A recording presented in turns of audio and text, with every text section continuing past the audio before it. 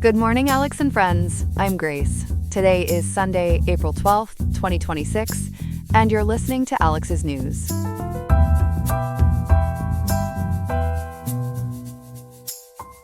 The weather in Riverside today features a high of 61.1 degrees and a low of 54.5 degrees. It is certainly a milder day, so keep that in mind as you head out for any Easter celebrations today. Happy Easter to everyone observing the holiday. On today's program, we are looking at the reasons behind the stalemate in the lengthy peace negotiations between the United States and Iran. We will also examine the critical survival challenges facing California salmon fishers as their industry finally begins to operate again. Plus, we will have a look at other important stories making headlines across the country and the world. All this and more coming up on Alex's News. Stay tuned. We begin this morning with a major story out of Pakistan. Marathon talks between the United States and Iran have ended without a deal, and a fragile ceasefire now hangs in the balance. Ethan has been tracking every development. Ethan, what happened overnight in Islamabad? Grace, this was a truly historic meeting that ultimately fell apart. U.S. and Iranian negotiators sat down at the Serena Hotel in Islamabad for a grueling 21-hour session that stretched into the early hours of this morning. According to the Associated Press and WWBT, it was the highest-level face-to-face contact between the two countries since the 1979 Islamic Revolution. But despite all that time at the table, they walked away without a permanent peace agreement. 21 hours is extraordinary. Who exactly was in the room for talks that significant? The U.S. side brought serious firepower diplomatically. Vice President J.D. Vance led the American delegation, with Secretary of State Marco Rubio and Special Envoys Steve Witkoff and Jared Kushner backing him up. Iran sent Parliament Speaker Mohammad Bagher Khalibaf and Foreign Minister Abbas Araghchi to represent Tehran. And Pakistani Prime Minister Shehbaz Sharif and his Foreign Minister Ishaq Dar served as mediators, trying to bridge the gap between the two sides. So with all of that diplomatic weight in one room, what actually caused things to break down? It really came down to nuclear weapons. France 24 and the Anchorage Daily News report that the U.S. put forward a 15-point proposal described as a final and best offer centered on nuclear disarmament. Iran came back with its own 10-point counterproposal, but Vice President Vance, speaking before he left Islamabad at 7:09 a.m. local time, said the core problem was Iran's refusal to give what he called an affirmative commitment to abandon its nuclear weapons program and the tools to develop them. He made clear that's the administration's number one goal. Did Vance say anything else about what the failed talks mean going forward? He did, and his tone was pretty pointed. He characterized the outcome by saying the lack of a deal was, quote, bad news for Iran much more than it's bad news for the United States, end quote. That's a signal the administration feels it holds the stronger hand here.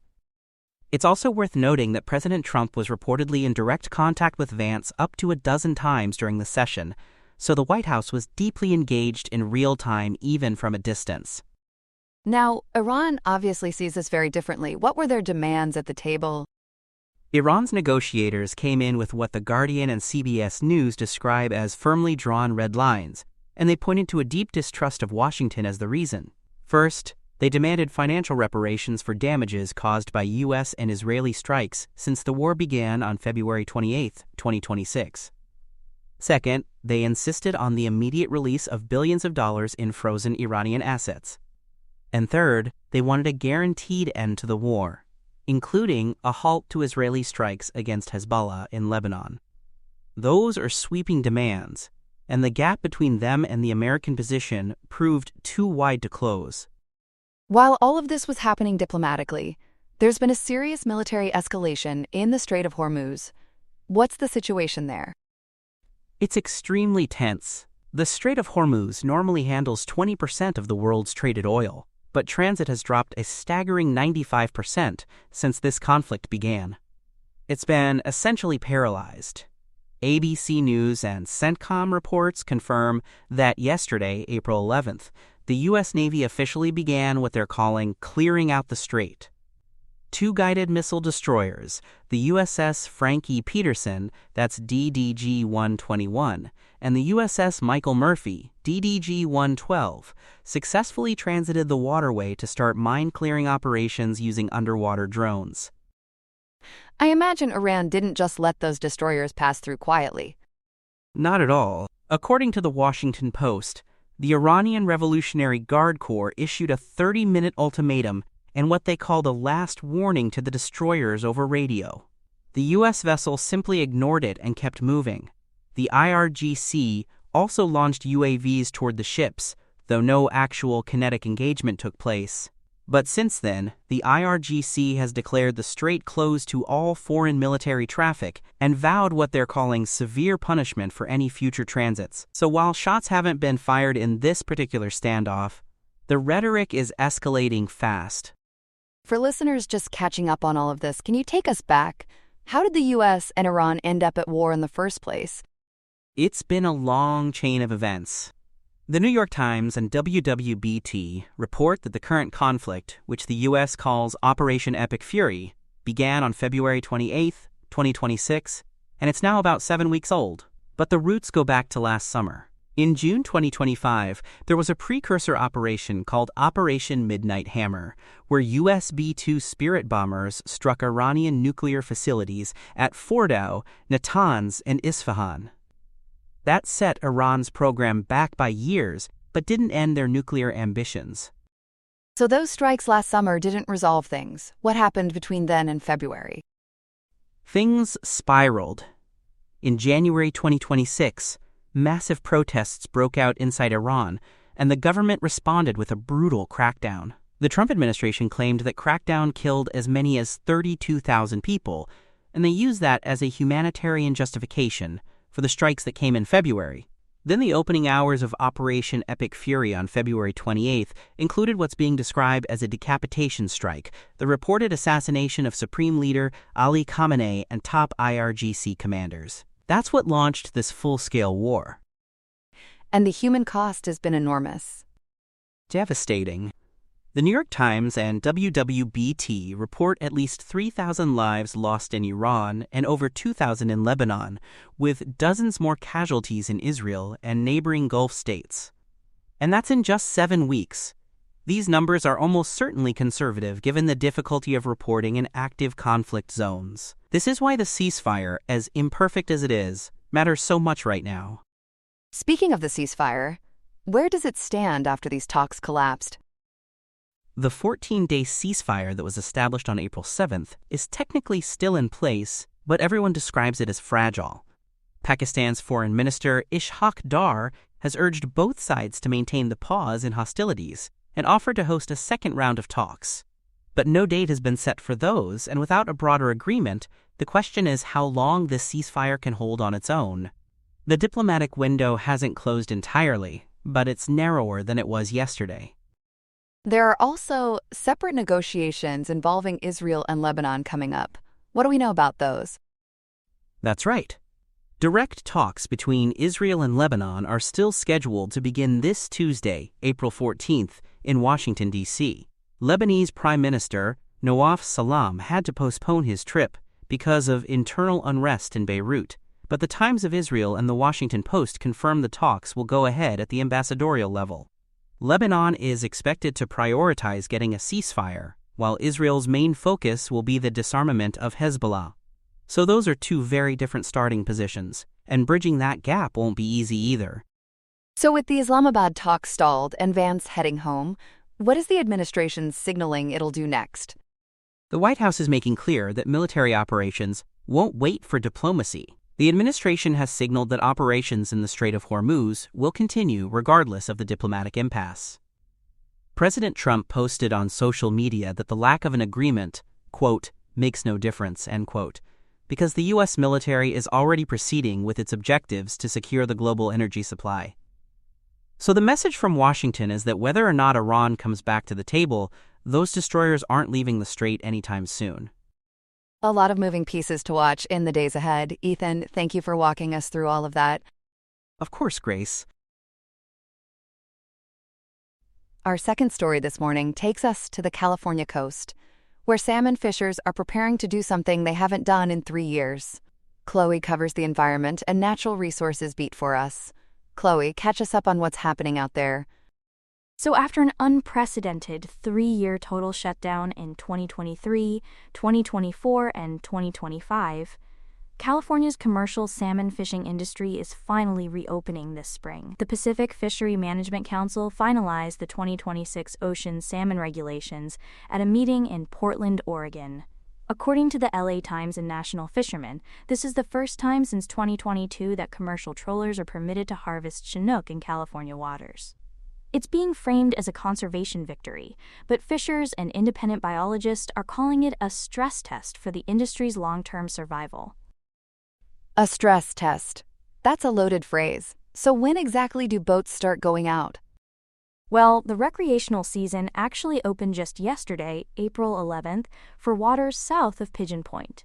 That's governed by a regional harvest guideline of approximately 21,000 Chinook. The commercial fleet won't begin operations until mid-May, and the season is concentrated in the San Francisco and Monterey management areas, with specific open windows in May, June, and August. So there's a staggered rollout here, and it's tightly controlled every step of the way. How tight are we talking? What kind of limits are fishers dealing with? Very strict. The Pacific Fishery Management Council imposed rigorous vessel limits to protect the threatened California coastal Chinook. In the San Francisco region, boats are restricted to a maximum of 160 Chinook per vessel per open period in May and August. That drops to 100 Chinook in September. On top of that, commercial Chinook must meet a minimum size limit of 27 inches. Fishers have to use barbless, single-point hooks, and all landings must be reported via electronic fish tickets within 24 hours. So there's no room for cutting corners. That sounds like a pretty cautious approach.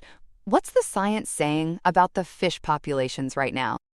The numbers are actually encouraging compared to where things were. Cal Matters and LAist report that scientists estimate approximately 392,000 Sacramento River Fall Run Chinook and 176,000 Klamath Fall Run Chinook are currently off the coast. That's a significant improvement over the record lows during the 2020 through 2022 drought. Experts are also pointing to something called the Jack indicator, which tracks the return of 2-year-old salmon to rivers. It reached its highest level since 2011 in late 2025. What's driving that rebound? Heavy rains in 2023 and 2024 get most of the credit. Independent researchers from UC Santa Cruz and NOAA Fisheries documented that juvenile survival in 2023 reached 50%. To put that in perspective, survival rates were near zero during the drought years. So the wet weather essentially gave an entire generation of young salmon a fighting chance. It's a reminder of just how closely these fish populations track with water conditions year to year. And there's also the Klamath River story, right? The dam removal? That's a huge piece of this. The Klamath River is showing signs of rapid recovery following the largest dam removal project in U.S. history, which was completed in October 2024. According to OPB and Field and Stream, Chinook salmon have already begun repopulating historically blocked habitats in the Upper Klamath Basin in Oregon. Some fish have traveled over 360 miles from the ocean to spawn in newly accessible tributaries like the Wood and Williamson rivers. That's remarkable when you consider those areas have been cut off from salmon for over a century. So the ecological picture is brighter, but you mentioned earlier this is a stress test. What's the other side of this? The 3-year shutdown absolutely devastated the industry's infrastructure. State estimates cited by LAist suggest the first 2 years of closures alone resulted in nearly $100 million in lost personal and community income. The human toll is visible in coastal harbors from Sausalito to Redwood City.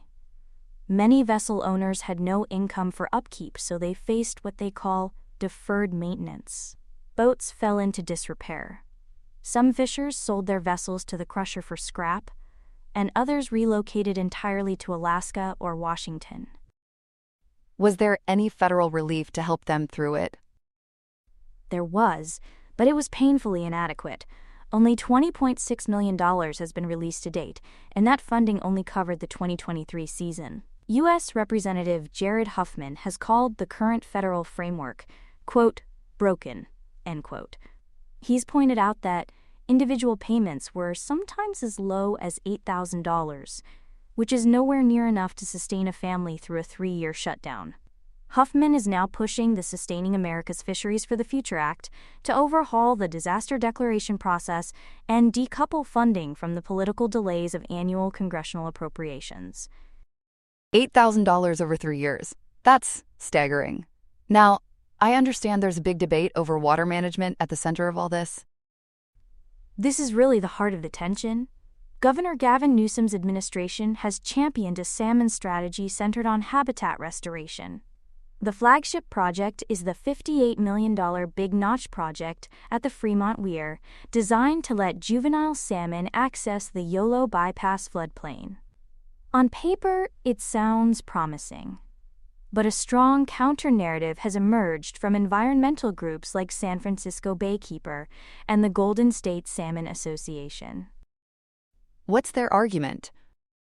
According to reports from Ground News and California Water Research, independent biological data suggests these habitat projects simply cannot compensate for the massive volume of water being diverted to the Central Valley's $60 billion agricultural industry.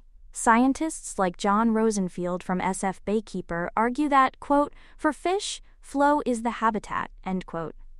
The Big Notch project only functions when river levels are high.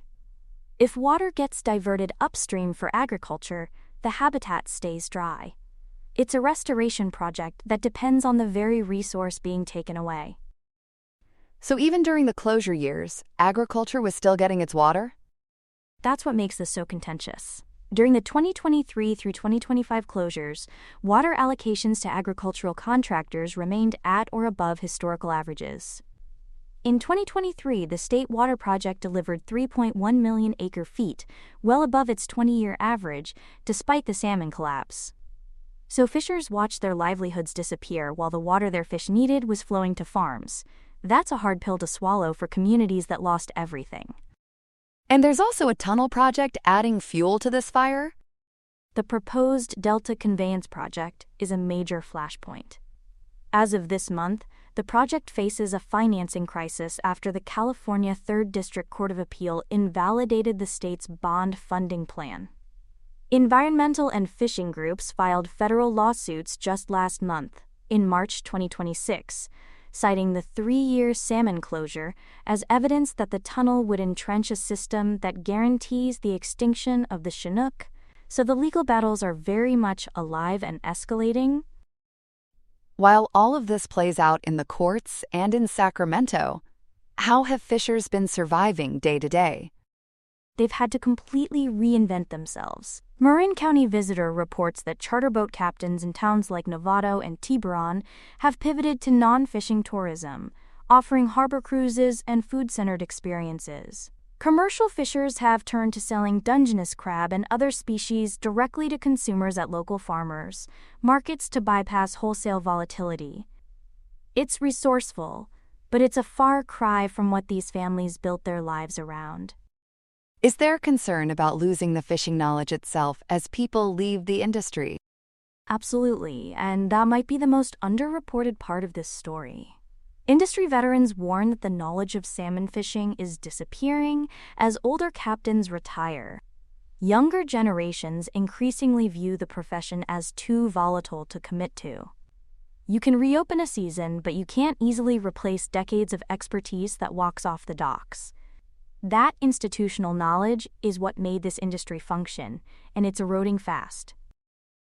So, as the first boats head out next month, what's the big question hanging over all of this? The fundamental question is whether the 2026 reopening marks the beginning of a genuine recovery or just a temporary reprieve in an industry being, as some put it, managed into extinction. The fishing community and independent ecologists largely agree on one thing. California has to move toward science-driven water management that prioritizes cold water river flows over agricultural exports.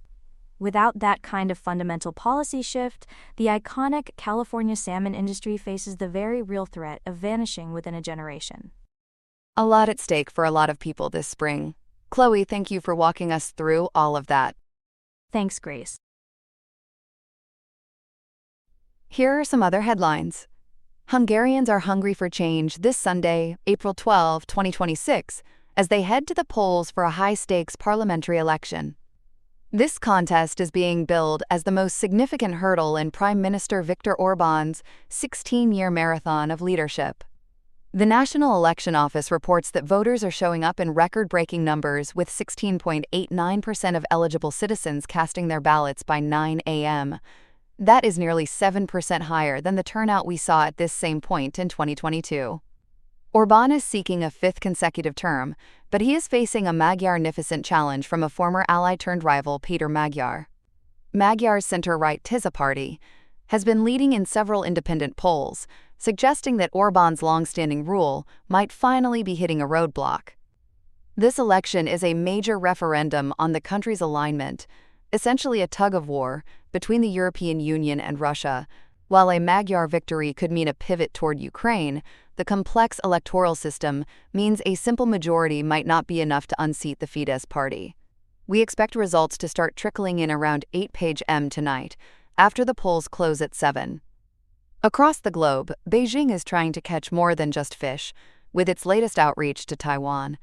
On April 12, China's Taiwan Affairs Office announced it is casting a wide net by resuming key cross-strait ties, including direct passenger flights and lifting trade restrictions on aquaculture.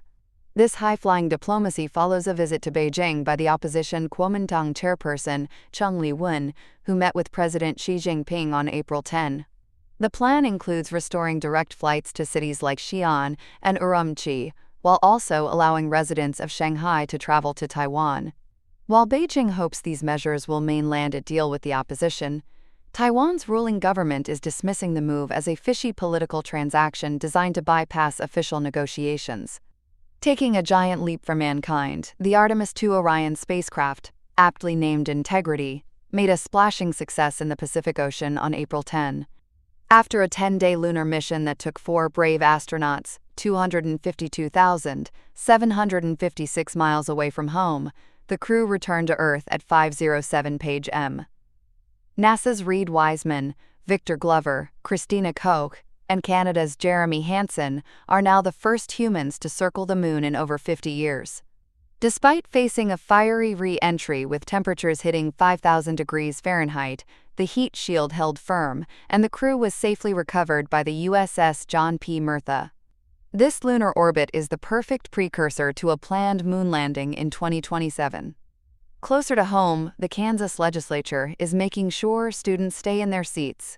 On April 10, lawmakers successfully overrode a veto to pass a law prohibiting K-12 students from participating in walkouts during school hours without a note from their parents. Districts that are found to be complicit in these protests could face a fine of $100,000 a day. It seems the state is looking to fine-tune student accountability after a wave of recent activism. Finally, in Benin, 8 million voters are deciding who will step into President Patrice Talon's shoes as he voluntarily ends his 2-term stay. Finance Minister Romuald Wadagni is the favorite to win, especially since the main opposition was barred from the ballot. The winner will be the first to serve a newly elongated 7-year term, marking a major change in the country's political landscape. That's all we have for now. Today's episode was made by Alexander King with Claude Opus 4.6, Gemini Pro 3.1, Gemini Flash 3, and Google Cloud Text-to-Speech. I hope you have a great day. I'll see you tomorrow, Alex.